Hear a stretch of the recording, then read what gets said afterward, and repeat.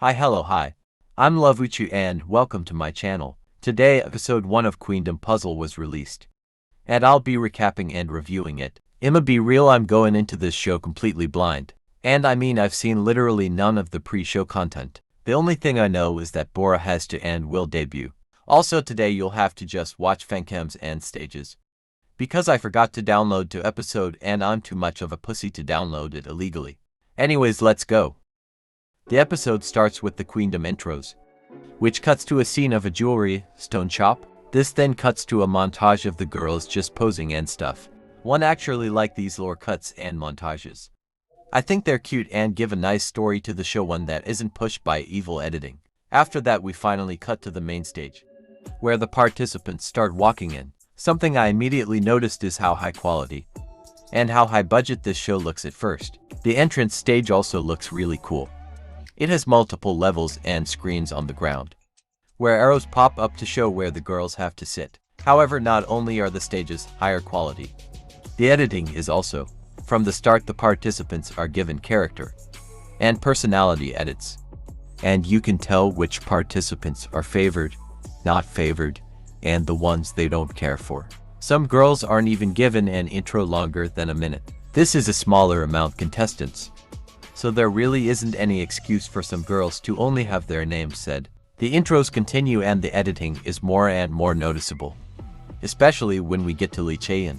I know episode has been editing and prepared for a long time, but Chaeyeon has left the show and she got so much editing and screen time, and it wasn't even positive editing. Chaeyeon barely walks in and goes to sit down, and immediately the captions say she sat where she can look down on everyone. I wouldn't be surprised if this is the reason she decided to leave the show entirely. Anyways, the intro was 30 whole minutes long, and we barely get any info for like 5 to 10 of the contestants. There is genuinely no reason for a 30-minute intro to not have covered all the contestants. After the intros, Taeyeon walks in and explains the rules of the season. The final group will be 7 members and is a project group. I'm not sure how long their contracts will be, but I'm guessing it'll be 2.5 years like the Produce Planet groups. I also think it'll work like IOI, where the girls will participate in their original group and the Queendom Puzzle group. At the same time, the final group will also be voted as a group, not individually. I remember seeing a submission during my Boys Planet opinion video, where someone recommended this system. In that video I said how I think this system will result in a really bad popularity gap.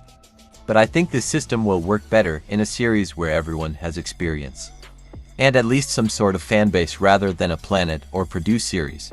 After that, Taeyeon mentions the seating order the girls were put in. The girls are sitting in spaces which were divided into 4 groups.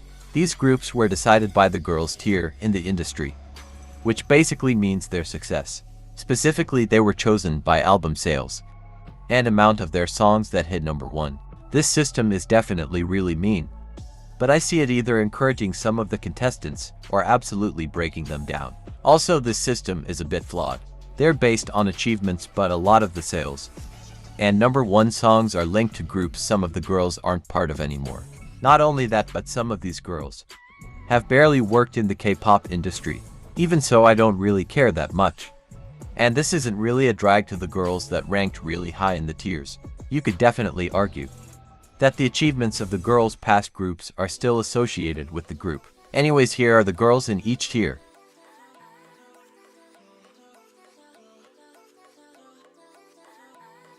After the tiers are revealed, we finally start the up-down battle, where the contestants have to evaluate the one currently performing, and upvote if they think the person is better than them, or downvote if they think they're worse than themselves.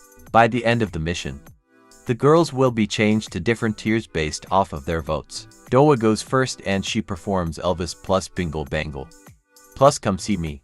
Matt also shows who is downvoting and who is upvoting, but I don't trust these at all, so I won't be saying who did what. Doa was doing pretty well and getting a lot of upvotes, until she tried doing a reveal.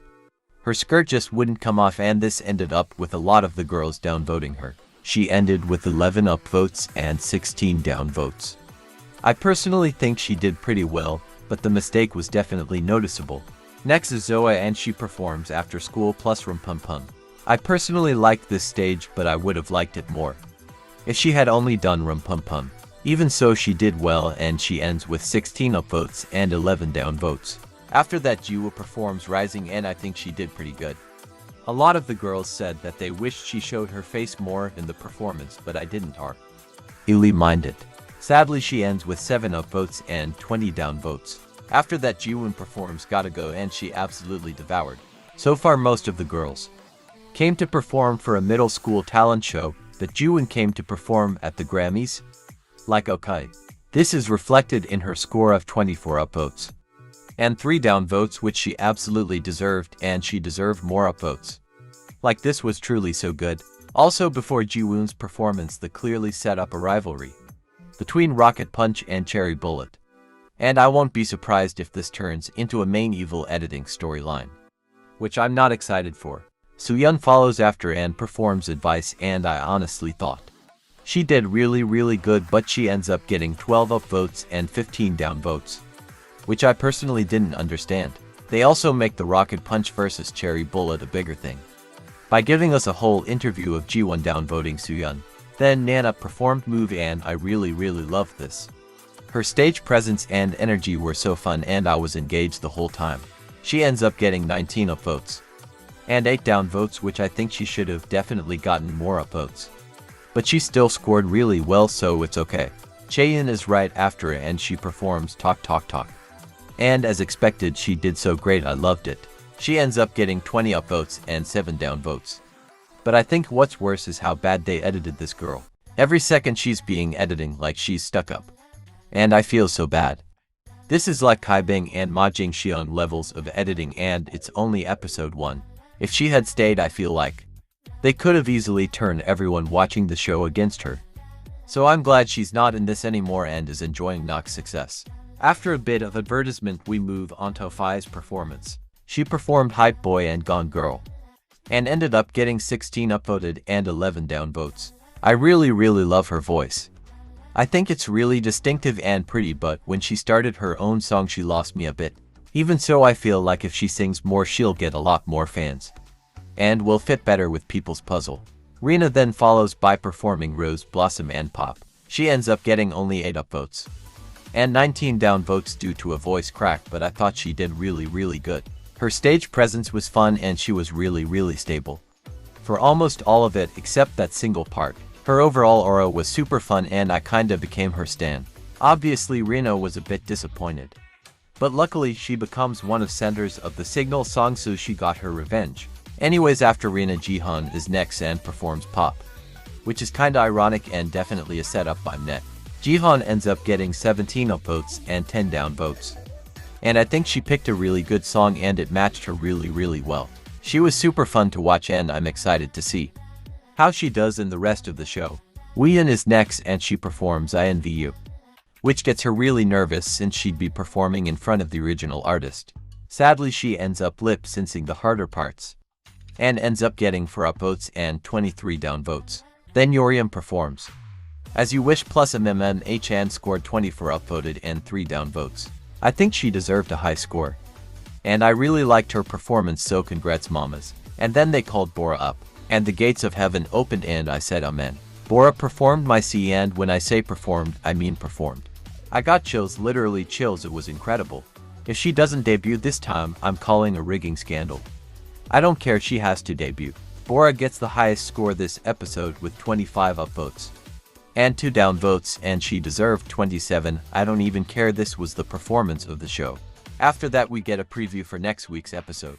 If I'm being honest, for the most part, the first episode was kinda boring. There were absolutely standouts that made it super worth watching. But if I'm being honest, save yourself a 2 hours and just watch the performances on YouTube and summaries, reviews. With that being said, here are my current top 7.